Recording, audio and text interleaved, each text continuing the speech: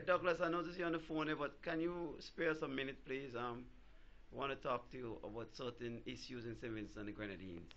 What kind of issues you talking about? Well, if you If like, it's religious issues, it's good. but if you like, move your phone and Okay. and don't talk long like how you talk on radio. You know, people say you talk long, they taking long. You have so much to talk. Douglas, as a citizen of St. Vincent and the Grenadines, I mean, I'm really passionate here, and not really the interviewer, but a person who's having a discussion with you. So I want Facebook friends to forgive me if I'm passionate. What do you really think of this present situation regarding our morals, regarding crime, regarding corruption, Douglas? Tell me. Well, there's institutionalized corruption in St. Vincent and the Grenadines. That's what it is. If you follow the issue coming back from Abidjan in the customs, that he found money is deposited in the bank following the rules and regulations, and he was removed from the customs, had to appeal to go back to his work where he was properly trained for. Then what caused that? If you look at Peggy de Freitas, who was the postmaster general, and they found cocaine in a package going out. She called in the police, and Gerald Thompson was the minister of government at the time, slammed down the phone, tell her he'll get her fired, and she was relieved of her duty. They put her at a desk to sit down with nothing to do until her retirement age came. And that is institutionalized corruption, because those are two cases of where you had money laundering case, monies in a TV or radio, cocaine in the customs, and then you have Jomo Thomas, who was fired from SIF for doing the right thing. But then, because Jomo Thomas refused to pay projects promotion for the jobs that they did not do, they were contracted for 100,000. They did $29,000 worth of the job. Jomo said that is what they could pay you. They found a way of getting rid of Jomo. Then they took Bentley Brown, put him in charge of SIF, and he turned around and then paid projects promotion the money. So that is institutionalized corruption. Yet Jomo Thomas is now telling you you must vote for him under a ULP ticket. At least if he had run independent, would have some respect for him, but there's none, and there's so much more. You see, we have so many deaths, so many gun shooting, 8 gun shootings over the last week. So 20 cases of murder so far. Well, That they agree is murder, but there are other cases where people were killed, and I'm even watching the one at Byra as a murder too, because we have no explanation for a police gunning down a person who's unarmed. Anyway, that's another story. That's another story. Right. Douglas, there are so many other cases. I could remember the CEO of the tourism department, the tourism sector. He was involved in something with some company named Longsdale. Well, you call it conflict of interest. You Right. cannot have a CEO involved in a company, representing a company as their rep in St. Vincent, and you're channeling monies to advertise in the country, taxpayers' money into that. So that is official corruption also. And then we had that too with one of the permanent secretaries at um at the agriculture department, where they were Well, not bringing just the in. permanent secretary. You had the first of all, you had the assistant secretary, Ms. Beatty. Then you had another officer, but the case was well, not nully pros, but by the DPP who was prosecuting, he discontinued the case. And then you also had the permanent secretary, where the evidence there, and you also had the KFC saga in another ministry. Yes.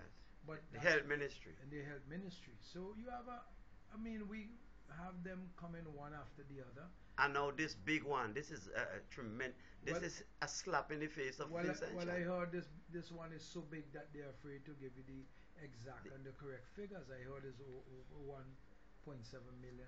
And That's rumored. it will set people thinking that, well, how could somebody, some little lady who's not even 30 yet, she could be able to pull off something like that without assistance or other people? Well, I am not going to comment on other people. I'm going to comment on the fact that why was she allowed to have access to those funds? That itself is institutionalized corruption, because There must be rules and regulations. There must be, stringent measures with respect to persons accessing monies, and that, to me, is institutionalized corruption. Okay, what would you say about spend bad spending or tax dollars? Now, I could tell you about one instance where the purchase of the Juicy building, where the Prime Minister came and said he'll allow nobody else to get that building.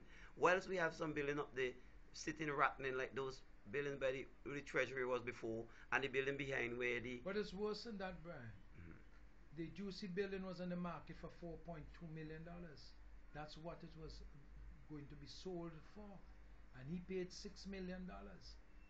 And when you look at the interest cost at $6 million, and it's a non-performing asset, I mean, you have to wonder, because the rent that you receive from that at this particular point in time can never even pay the interest. Plus you paid $1.8 million more than the market value at the particular time. Set us thinking, well, that kind of government, we don't know what happened to that. But you have to remember the $1 million US cash that was deposited in the bank. And if there's no explanation for that, you didn't know if how much money were they really holding? 1 million, 2 million, 3 million, 4 million, 5 million, 10 million? We don't know, because there's no explanation. So it leads to the perception that something is radically wrong when a government can hold cash without declaring that cash to the public of which they're responsible for. When the question is asked in the parliament about it, he refused to give an answer. So one can only speculate that you keep information away from the public when there's something to hide. How much money were they holding? 1 million, 2 million, 3 million, 4 million, 5 million? We don't know. We just don't know. Yeah, and I want to make a comparison, but before I go there, I want to talk about the incident when Dr. Lewis asked a question about the selling of a passport to supposedly a national of St. Vincent now, a businessman, and no answer to that. What do you think of something like that? Well, let's put it this way. If Mr. Ames is a legitimate investor in the country, and he wants to apply for citizenship, there's nothing wrong with that. Let's be fair. Of course, I'm fair. My problem is that Mr. Ames' character is the one that is of question. If you knowingly gave somebody citizenship of this country when their character is questionable, based on the fact that there are so many legal cases against Ames and Ames' family, one has to be circumspect in the way you do things or say things. So it gives us the impression that you don't care who you harbor in this country once they can satisfy your political appetite. But they do these things with impunity. I mean, why would you? Not those are Vincent Beach words. Don't use those words. He said they rape the country with impunity. I wonder what he has to say now. And he said, don't look for me if they didn't do integrity legislation in 100 days. Don't look for me, because if you do the crime, you must do the time. And Ralph Gonsalves said, those who run into government thief and thief fast, because they don't know how long they're going to be there. So we want to ask the question, how much money the members of the Unity Labour Party government may be stealing quickly or fast, whichever word they want to use. I don't know. Well, the general public know that. But I want to make a very quick comparison, because you and I went to the same time period, and I'd like to remember what we have to call supposedly shady stuff that happened during the NDP time. Now, this is not shady, but let's put it on that. Mr. Cruikshank having to be removed from agriculture. Let me go through these things quick. Mr. Cruikshank having to be removed from agriculture. You remember why? I really don't remember why. You remember Mealybug? Oh, the Mealybug situation that was not reported. Yeah, he said that he was awaiting a report before he made the public declaration. Whether or not that is true or not, but that's a minuscule thing based on what is. That's why I'm bringing it. That's why I'm bringing it, Douglas. And what happened to him? he paid for that. Exactly. Poor gentleman didn't even know. Now, let us look at it now in retrospect. Let us look at it. What has happened now in Simmons, where we have an infestation which of the magnitude nobody knows. Not just that. If you look at agriculture today, we have lost $200 million of revenue from agriculture since the ULP got into office. They're the ones who said they have a Salvation Banana Committee for agriculture. Now, I know salvation belonged to our Lord and Savior Jesus Christ. I didn't know it belonged to Ralph Gonsalves and the Unity Labour Party and the cahoots that they make up this committee. So, by the onset of the words that they used to enact this committee, the Salvation Committee was doomed to fail because God said, "To have no other God but me." So you are now having idols in terms of people and a committee and a political party. If you do that, you are doomed to fail. And we have suffered the consequences of losing over $200 million in the agricultural economy. And agriculture retains 70% of the monies earned from agriculture. Unlike tourism, what you export 75% of the money earned from tourism. So you see why we have no money to pay any bills, and still we are dwelling in institutionalized corruption. Right. One more little thing, we talking shady for NDP. I remember a time that Pierre Campbell, he was made to resign, I think. I think he was resigned from a post. Yeah, he was Attorney General. Yes. And he was made to resign, I think. Why? What was the reason? Let me do this quick, eh? I can't remember the exact reason why he... But he was asked by Mr. Mitchell to resign. Yeah. Also, Duggan was asked to resign. Exactly. And you remember Thomas was asked to resign. For subletting an office. For subletting, which is not a crime. Yeah, it's not a crime. Once a man gets his So I just saying these things to say that people are going unpunished. Have you ever heard a person in high office in St. Vincent and the Grenadines who have done something wrong? Nothing wrong, but and he's a ULP. But you have a minister of government who threatened to run a policeman over with a vehicle. That minister, since did not run is Selman Walters. He is now head of the consulate in New York. No wonder the consulate in New York is in such a mess and so much confusion, because you are taking non-desirables and putting them to run offices, and that is how the ULP has.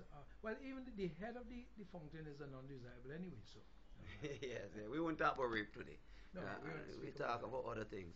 But Doug Harry, I thank you very much for. But before I go, I know you are a pundit with regards elections. I don't like to be. NDP will win 10 seats in this elections. 10 seats in elections. Yeah. And ask Wickham. I asked a question this morning. Wickham and St. Kitts says that the Cadre poll, the polls are never meant for public consumption because the clients who request the poll may want certain information. However, he published the polls coming out in Antigua, and he won't publish the polls coming out of St. Kitts because they question him about that. But on the 14th of February, I was informed, I was advised, let me use those words, I was advised that the poll was given to the Prime Minister of this country, of which none of us would know the information on that poll. But it is suspect that it was said to him that he will lose the election by 10 seats. Yeah, and I was hearing that he stayed too long to call the. It will be worse for him. So they're a bit in a rock and a hard place because they can't get candidates. Nobody of no decent people are running for the ULP. You know this. Well, it's a set of corrupt people. Yeah, I was really, I must say this on record, I'm really disappointed in Jomo Thomas. Because as a friend of mine who I pledge never to attack. And for him to be in with a crowd like that, well, let me tell you something. Very disappointed. Let me give you, I'll give you a summary and then I finish. My father used to say to us when there are discrepancies in anything, and he used to say it like this: all donkey kick up in his own fashion, some on the 4 feet and some on the 5. Thank you, Dougie. So thank you for making it here and giving us these very, very How much you paying me for this interview? You don't want no payment with me, man. Patches tell me to charge you. Yeah, Patches. Yeah. Patches is a nice guy. He said the bell The bell may ring. Yeah. It must ring. Uh, Yeah. Nice song. okay. Thanks, Douglas. Okay. Yeah.